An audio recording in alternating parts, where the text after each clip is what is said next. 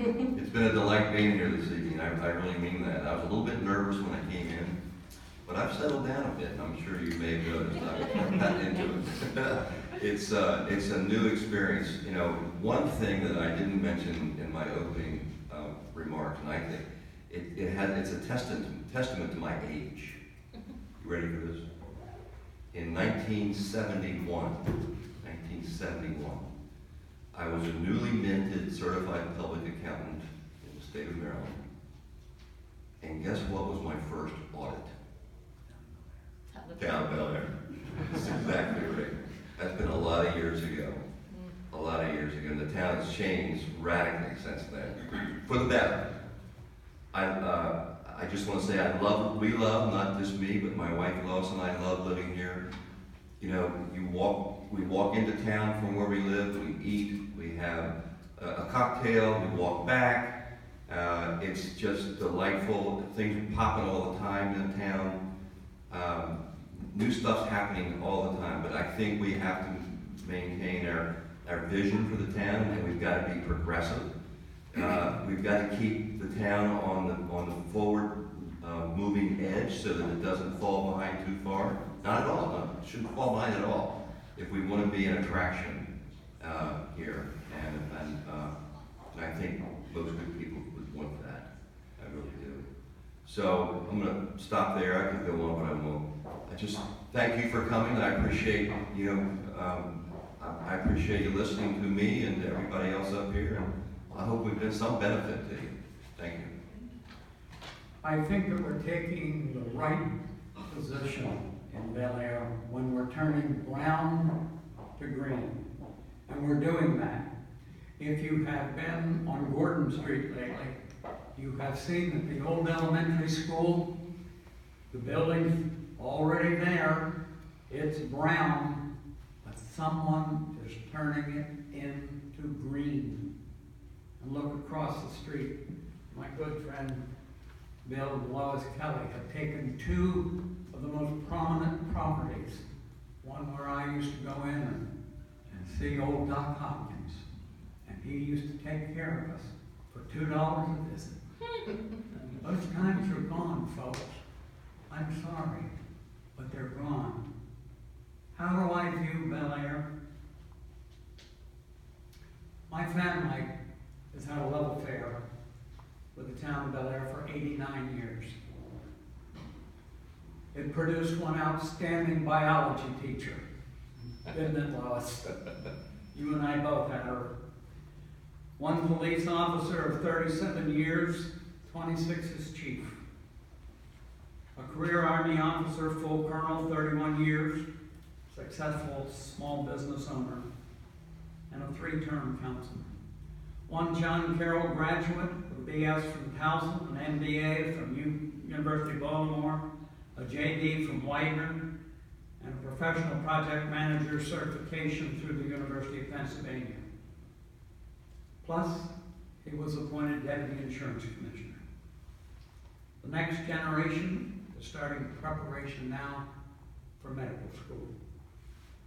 Do I have a stake in the future of Bel Air? You bet I do. Some of us, like myself, are very lucky. We can cherish the many memories of Bel Air of yesterday. All of us in this room can appreciate the Bel Air of today. But those elected to be on the next board of town commissioners must envision the Bel Air of tomorrow. I'm up to the job. Thank you.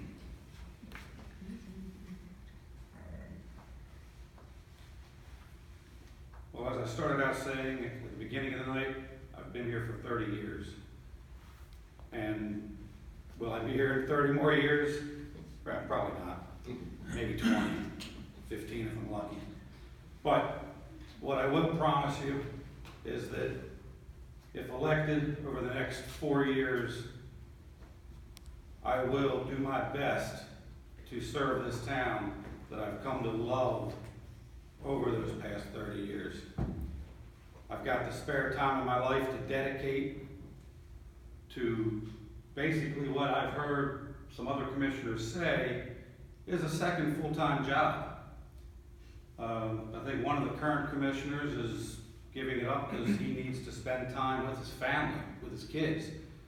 Your kids are only kids once. That's why I hung out with my family when they were growing up. But now I've got the time to give back to my town, and I'm ready to do it. And I'm here for you.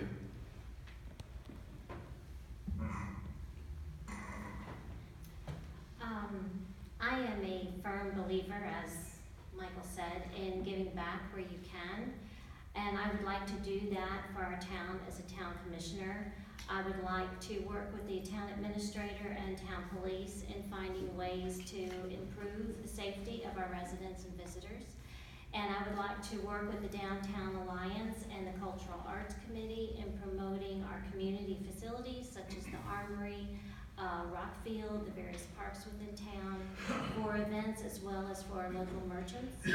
But I think most important is being available to listen and work with residents and merchants and local business owners regarding their issues of concern and their suggestions for improvement. Thank you again for allowing me the opportunity to speak with you. So in March, when I called Mike and said, I'm retiring, he thought initially I was kidding. And I said, no, I'm serious. And he says, great, now you can run for town council. Not really sure he knows what he got himself into with that comment. But I'm ready to hit the ground running. I understand this town. I understand the inner workings of the town. We have a long way to go. This town has come a long way. We're a long way from Bel Air versus John Carroll on Saturday afternoon, and that was the big game. Okay? My daughters are third generation Bobcats. So I'm blue and white, as you can tell, right to the core. But, you know, this is a great little town. I think you need the right people in place to keep it going the way that it has gone and to help this town grow, to bring the right businesses to town and to put the right people in the right place to help us maintain the hard work of all the people that have come before us. Well, I appreciate the fact that I was offered the opportunity to come here, and I'm glad that you all came out. The leadership within the town is fantastic, and you know, there are 3 seats available. I think each of us is very qualified. Everybody brings things that are specifically valuable. We have things that we can learn from each other, and I think that's important. All of the issues that the few issues that we were able to all talk about tonight are very complex. They're multifaceted. There's a lot of moving parts. And that's why getting the community to come out and have a voice and to participate is so important. I would really like to see more people come out to the town hall meetings. I'd love to see more people come out to vote. I mean, 5%, as we talked about, over the last few years it's terrible. I think 2007 we had about 17%, which had 7 candidates came out, and that was the most up until this year that had ever run for openings as a town commissioner. We're doing a great job. I think there's definitely room for improvement and growth, and I would really like to be part of moving that forward. Thank you. Good, I see it, a show of hands of how many people actually live in the town limits. That's beautiful. Mike, would you do me a favor? Yes. I've got to pass out, and I don't think I have quite enough. Could you give me a few more? You want this? Maybe when the meeting's over. Sure, okay. We have somebody else here in the room that hasn't been identified. And I'd like Mrs. Jessie Bain to stand, if you will.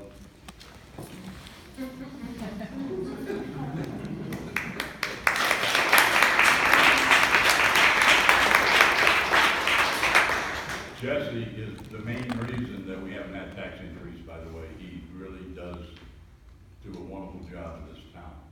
I was delighted to have a chance to be a commissioner here. I was more delighted to see how well the town is being run. We don't, and even the Aegis, I mentioned that this morning, we don't have a lot of problems.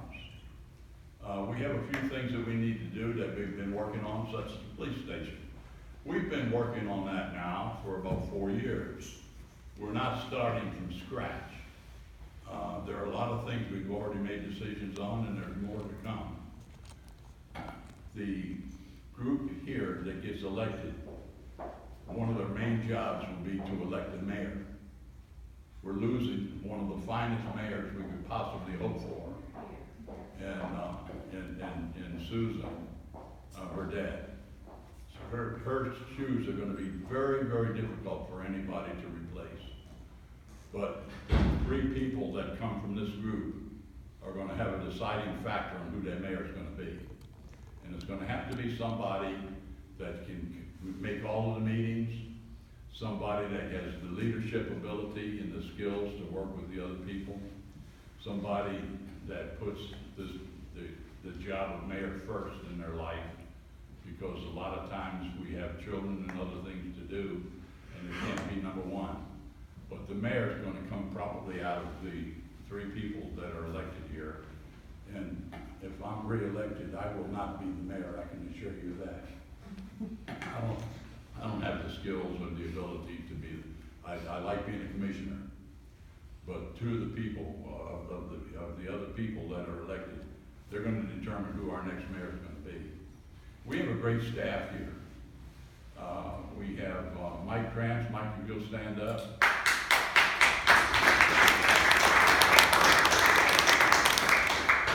I have a pass out until I run out of all of the things that have been done in the last 4 years by the present commissioners, and it's gonna knock your eyes out. I would take the time to read it, but it's... No, you don't have the time to read it. You don't have the time to read it. I know we don't. It would take me a long time to, when you see this. The only thing that's not on here is the wonderful work that we've been doing with the Armory. The Armory has never been profitable for the town, and maybe it never will be, but it's still there for our people to use, and there, and for us. And we want to make sure we take care of that Armory. We've done a lot of work on it. And another thing that hadn't been mentioned is the solar panels over this building. We made, that's saving us a lot of money. And the new street lights that we have are saving us a lot of money. So we're doing as many things as we can to save money. And we have a good organization, and if it's not broken, don't fix it. Thank you. Again, thank you all so much for coming out. Participation in your local government is of utmost importance. I, again, want to thank you for the opportunity to speak to you and just express, when I graduated from college, I could have gone anywhere. And I chose to come back and live my life in Bel Air.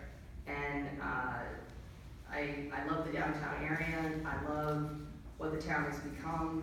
When I was in school in the 80s and early 90s, wasn't really a lot going on Main Street, not much for people to do. That has completely changed. Working as a contractor at ATG, I come into contact with people who moved to this region from all over the country. And I've already talked probably half a dozen of them into moving into downtown Bel Air, specifically because of what a fun, vibrant place it is to live. So if anyone is, a cheerleader for the town, it's me.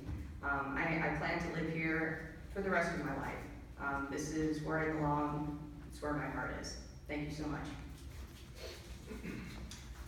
So I'll echo the thanks again. Thanks for the moderators taking care of us tonight. Thanks for all you guys coming out and asking great questions. It really was great to hear. So you have heard a lot about us tonight, and I hope you've gotten a good sense of where we stand on the issues, because that's why this election matters so much. It is about the issues and who's going to work harder for you to solve our issues. I don't think anyone can deny that Bel Air has always been a great place to live. But if we want it to stay that way, we need to start thinking for the future. Because while we can always honor where we came from, we need to think about where we want to go. I've talked about my experiences solving the problems that our community faces, and I hope that I've shown that no one will work harder for our town than I will. I've been very fortunate in my career to make a difference in our community, and I hope that I get the opportunity to make a difference in the lives of the residents of Bel Air. I will continue to work for pedestrian and traffic safety in our town and to make sure that having safe streets is a priority for our Board of Town Commissioners. I will continue to fight to provide resources for our first responders because those who serve us so well deserve our support in return. So I've said it before and I'll say it one more time. Our town needs a forward thinker with fresh ideas, someone who will make sure that Bel Air's future is as great as its past. So when you go vote on November 5th, and like Jim said, please bring your neighbors, bring your friends. We'd love to see more than 5% people turn out in this election. But I hope that I've earned your trust and I've earned your vote on November 5th. And there'll be one more weekend and my wife and I pulling our wagon around town knocking on doors, so please, again, don't call the cops on me. I want to thank all the people who came out tonight. I know there's a big game someplace, I don't know. It was a great evening. I was really floored by the number of people that came. I want to thank Mike, he did such a great job helping us with this. And I have a solution to pay for your new police station. Since the voter turnout is so low, you could do what they did in Australia. They fine people who don't vote. And maybe that would generate enough funds to pay for your police station. Madam Chair, one person I really believe needs to be introduced as our state delegate. Susan McComas is with us tonight. Susan, stand, please.